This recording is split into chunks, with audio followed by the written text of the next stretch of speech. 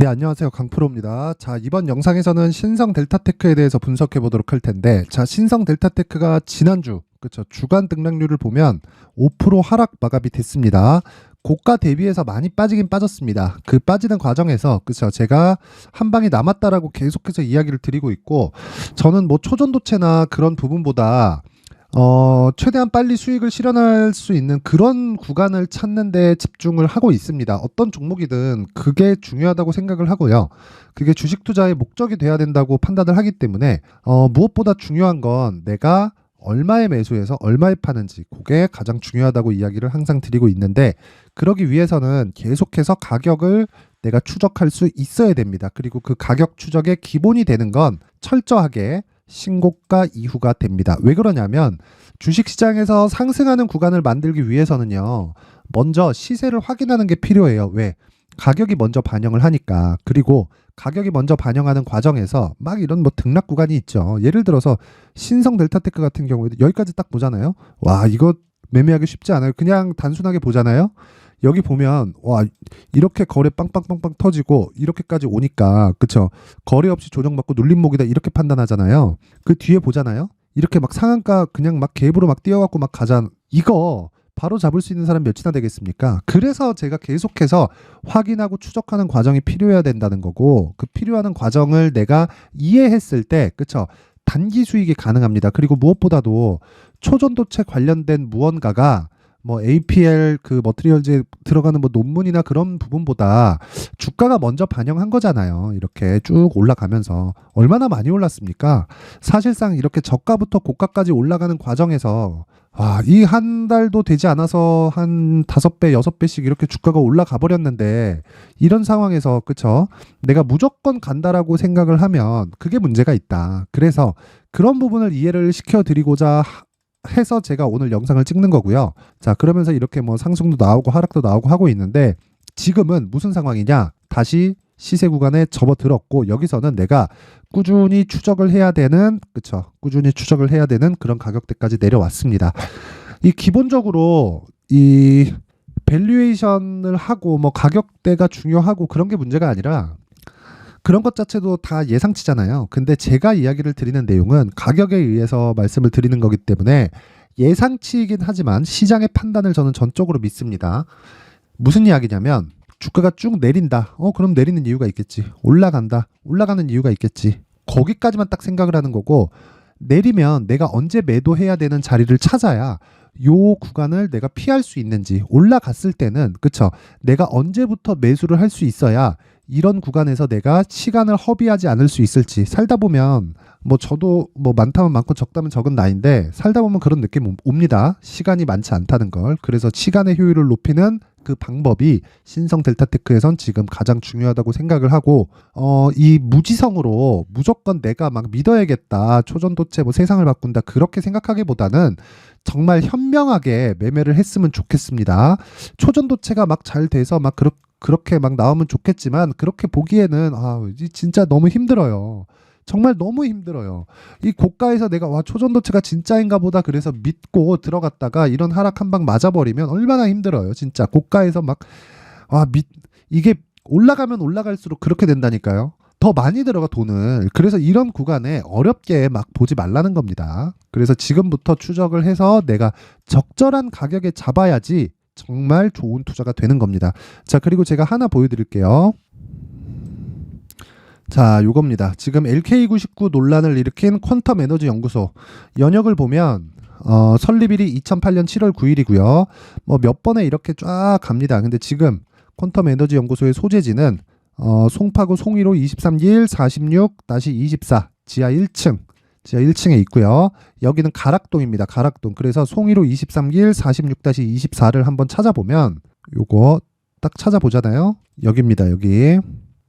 여긴데, 자, 요 건물이 퀀텀 에너지 연구소의 건물입니다. 일단 여기 지하 1층에 있고, 여기서 세상을 바꾸는, 자, 여기 동양 인테리어가 1층에 있는, 그쵸, 요 건물이 세상을 바꾸는, 그쵸, 세상을 바꾸는 LK99를 만든 건물입니다. 뭐 제가 비꼴라고 하는 얘기는 아니고요. 여기에 한 통을 다 쓰는 것도 아니고 지하 1층 새 들어서 있는 게 퀀텀 에너지 연구소에 있다. 그쵸? 제 긴 이야기 안 드리겠습니다. 뭐 제가 이게 있어요. 신성 델타테크가 퀀텀 에너지 연구소의 지분을 가지고 있다고 하잖아요. 근데 엄밀히 따지면 퀀텀 에너지 연구소의 지분을 갖고 있는 게 아니라 LNS 벤처 캐피탈, 그쵸, 여기에 지분을 가지고 있습니다. 2008년에 5억 원을 투자하고 16.67%의 지분을 얻었다. 그쵸, 점점 상각 처리해서 23년 3월 감사 보고서에서 9.37의 지분도 전액 상각했다고 밝혔다. 여기 LNS 벤처 캐피탈, 여기에 있는 지분을 갖고 있는 게 신성 델타테크다. 이렇게 보시면 되고, 50% 지분이라고 하는 건 요거예요. LNS 벤처 캐피탈의 지분을 신성 델타테크가 50% 가지고 있다. 이렇게 이해를 하시면 되는 겁니다. 자, 그래서 근데 뭐 저게 뭐 좋다 나쁘다 그런 이야기를 드리는 건 아니고요. 자, 여기 있죠. 요거 보시면 됩니다. 여기 쭉 보면 여기 있죠. LNS 벤처 캐피탈. 그쵸? 여기에 중소기업 창업 투자사다. 여기에 2006년 10월 달에 설립을 했고, 여기에 지분을 50% 가지고 있다. 즉 이게 신성 델타테크의 자회사다. 이게 신성 델타테크가 LK99 초전도체 관련된 종목이 된 이유입니다.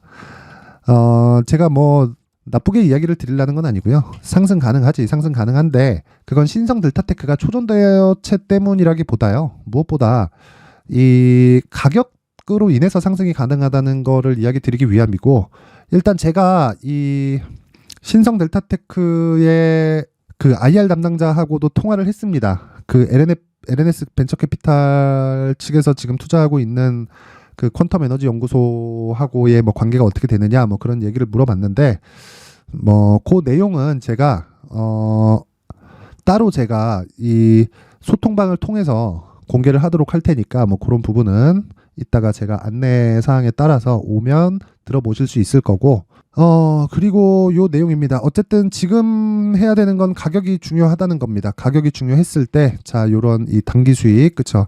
50% 이상의 단기 수익, 적어도 한 20에서 한 30% 정도의 단기 수익은 충분히 얻을 수 있는 그런 가격대까지 내려왔어요. 내려왔기 때문에 기술적인 내용에 대해서 제가 이야기를 드리는 거고요. 무엇보다 여기서 중요한 내용은 신성 델타테크의 가격을 내가 어떻게 잡을 거냐. 그쵸? 그 가격대를 잡았을 때 단기 보유 전략 2주 안에 내가 수익을 낼 수 있는 가격대를 잡아야 되는데 그걸 어떻게 할 거냐. 이렇게 이야기를 드리는 거고, 그리고 무엇보다 중요한 내용입니다. 2주 안에 수익을 내는 가격대를 내가 못 잡았잖아요. 그럼 그 투자는 실패한 겁니다. 실패한 거예요. 시간하고 타협하면서 수익을 본다. 그러면 뭐 여러 가지 다른 방법들이 많잖아요. 그쵸? 내가 신성 델타테크에 5억 투자할 거야, 3억 투자할 거야, 2억 투자할 거야. 그러면 지금 집값 내리는 거 기다려가지고, 그쵸? 어차피 금리 앞으로 계속해서 내릴 텐데 변동금리 대출 딱 받아가지고 집값 딱 내려가면 차라리 집을 사는 게 더 낫지 않을까라는 생각이 듭니다. 어쨌든 주식 투자 중요하지만 신성 델타테크를 지금 가격에 내가 장기 투자를 해서 초전도체를 믿는다. 요거 하지 말고요.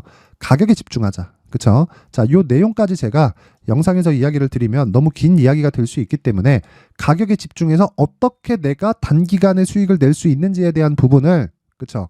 여기 19페이지에 걸쳐서 준비를 해놨습니다. 영상으로도 말씀드릴 수 있겠지만 그래도 너무 길어지면 듣기도 피곤하고 하니까 딱 공부할 수 있는 자료로 제가 준비를 해놨으니까 이 내용을 제가 모든 분들한테 무료로 공개를 하도록 하겠습니다. 근데 그래도 이 만든 사람의 성의를 생각해서 최소한의 성의를 보여주시는 분들에 한해서만 제가 신성 델타테크의 가격 그리고 단기 보유 전략을 공유해 드리도록 할 테니까 시청해 주시는 모든 분들이 상단의 전화번호 확인해서 숫자 3이라고 문자를 보내주시는 분들에 한해서만 제가 신성 델타테크의 가격 그리고 단기 보유 전략을 공유해 드리도록 하겠습니다.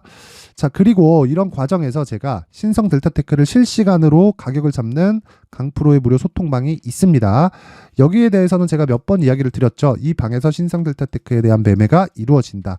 뭐 간단하게 한번 내용을 체크해 보면 마지막으로 제가 매도한 날이 요 날입니다. 요 날 11월 16일인데 11월 16일 날 움직임을 한번 볼게요. 제가 어떻게 매매를 했는지. 11월 16일은 수능이죠. 자, 신성 델타테크 장시작 전 지정가 매도 주문. 수능이기 때문에 9시 51분도 장시작 전입니다. 10시에 시작하죠. 그래서 기술적 최대치는 5만 원이다. 장시작 전 매도 주문 44,500원. 그쵸? 이렇게 매매가 들어간 거고 바로 체결이 돼서 44,500원에 저는 전량 매도하고 빠졌습니다. 자, 그리고 나서 쭉 올려보면 언제 매수를 했느냐. 자, 11월 15일. 그쵸? 신성델타테크 장중 매매 들어갑니다. 어제까지 하락 확인했고요. 오늘 35,000원 지지 확인하고 단기 공략. 그쵸?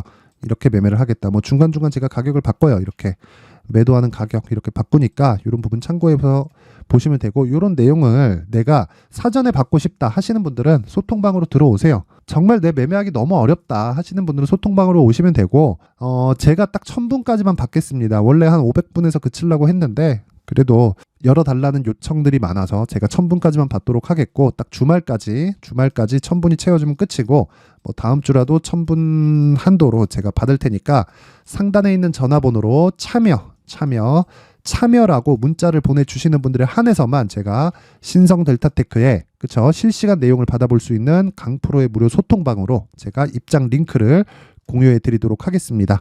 자, 그리고 뭐 여러 가지 내용이 있지만 가장 중요한 건 가격이 중요하다는 거고요.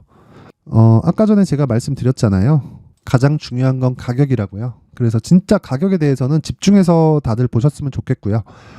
정말 단기 수익이 필요합니다. 주식시장에서는 단기 수익이 없으면 심리가 무너져서 정말 힘들어요. 그래서 이 신고가 매매를 이용을 해서 단기 수익을 얻고 싶다 하시는 분들은 다들 진짜 한번 고민을 한번 해보셨으면 좋겠습니다. 아무튼 지금 주말인데 뭐 신성 델타테크 진짜 한번 남았으니까 너무 걱정하지 마시고, 이번에 시세 구간까지 횡보 구간이 어느 정도 나오느냐에 따라서 6만 원대 매수하시는 분들도 손해를 안 볼 수 있는 가격대를 제가 제시를 할 테니까 상단에 있는 전화번호 확인해서 참여라고 문자 보내주시면 제가 한 분 한 분 빠짐없이 소통방 입장 링크를 순차적으로 공유를 해드리도록 하겠습니다.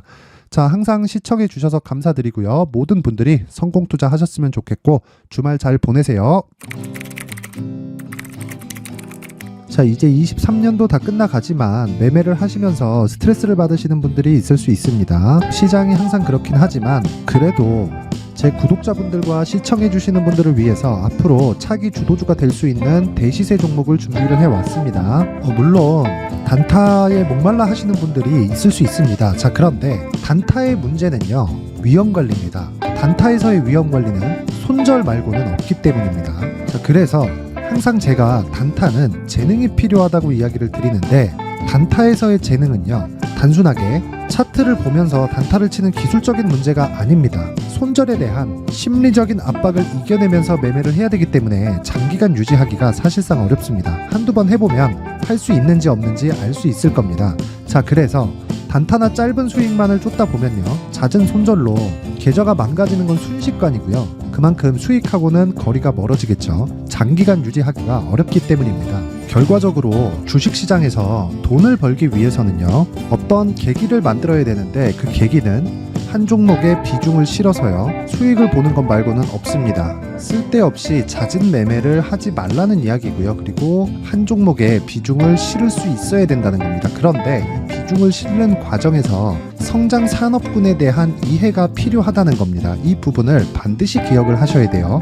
자, 이런 성장 산업에 대한 구조와 제가 앞서 말씀드렸던 신고가 그리고 선반영 구조에 대해서 이해를 했을 때 이런 매매를 할 수 있게 됩니다. 2월 7일 강프로의 대시세 종목으로 에코프로 매수가는 17만원 이에서 진행이 됐고요. 그리고 목표가는 50만원부터 자율 매도 구간으로 잡았죠.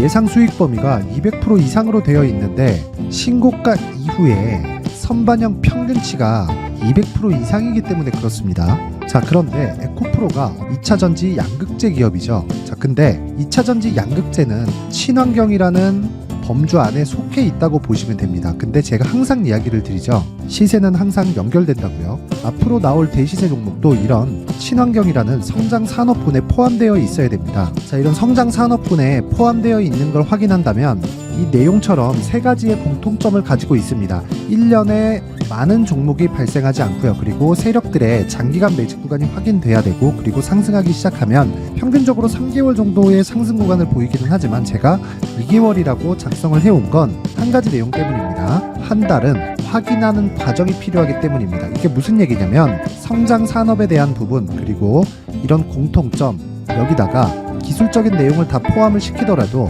절대적으로 가격이 우선적으로 반영이 되는 것이기 때문입니다. 에코프로도 마찬가지예요. 이런 내용을 토대로 제가 4분기 대시세 종목을 준비를 해왔습니다. 자, 장기간 하락하면서 최악의 국면을 거쳐왔고요. 이 구간에서 먼저 하락을 했다는 건 앞서 말씀드렸던 내용처럼 고가에 대한 부분이 아니라 저가, 즉 나쁜 부분을 반영한 이후에 신고가를 발생을 시켰다는 건 앞으로 좋을 부분을 반영이 되고 있다는 거죠. 그런데 본격적인 시세는 신고가 이후라고 말씀을 드렸고 지금은 매물 소화 과정을 보내고 있습니다. 앞서 말씀드린 대로 가격 먼저 분석을 끝냈죠. 그리고 나서는 정부 정책의 방향과 맞는지를 체크를 해야 되는 겁니다.